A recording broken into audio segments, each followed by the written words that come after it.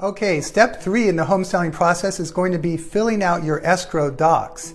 As we talked about in the first video, the escrow company is essentially a third party who will hold on to all of your funds and paperwork while we make sure that everything is finalized on both sides. They'll be sending out a package to you and asking for a variety of information for you to review, sign, and complete.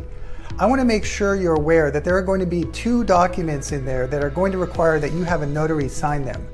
One of them is going to be the grant deed, which is going to ultimately be the document that transfers the title of the property to the buyer when we close. And the second is going to be the wiring instructions.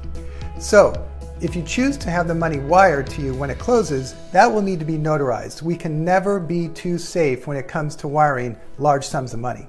So everything that you'll need to fill out will be included, and just remember 2 of them you'll need to meet with a notary. If you need a connection to a notary, reach out to myself or our transaction coordinator. We'll be happy to connect you with one. But you can also go to places like the UPS store that does have notaries there as well.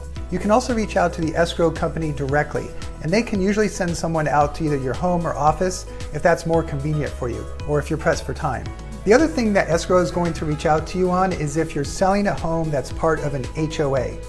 One of the things that is typically agreed to in the purchase agreement is that the seller is going to provide HOA documents to the buyer.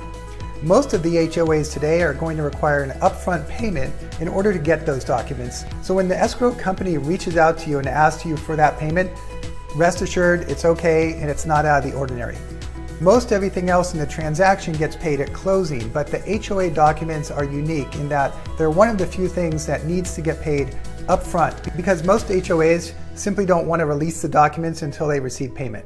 So please pay that when the escrow company reaches out to you so that we can get those to the buyer, we can stay on track and get your property closed on time.